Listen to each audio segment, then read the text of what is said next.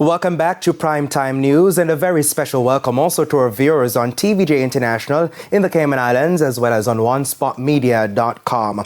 Up first this evening, formal apologies have been issued to Jamaica by the descendants of slave traders. 5 families who are descendants of plantation owners from across the United Kingdom and Ireland, as well as the Guardian newspaper, apologized on video on behalf of their ancestors, while descendants of John Malcolm from Scotland expressed regret in person at the Civil Emancipation Jubilee last evening.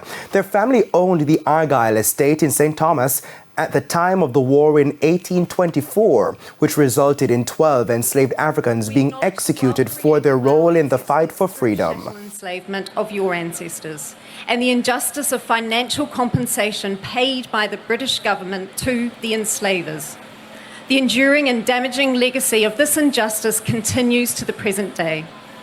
We apologise most sincerely to the surviving descendants of the enslaved from Clan Malcolm plantations for the continuing impact on their daily lives, their health and their well-being. We will be asking the New Zealand government to acknowledge these historical links to injustices that took place in the wider Caribbean and to note CARICOM's 10-point plan for reparatory justice.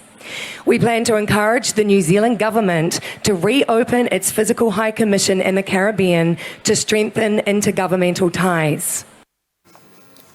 The sisters' ancestors also own 9 other properties, including Blenheim, Hanover. The apologies were accepted by Culture Minister Olivia Grange and Mayor of St. Anne's Bay, Michael Belnavis.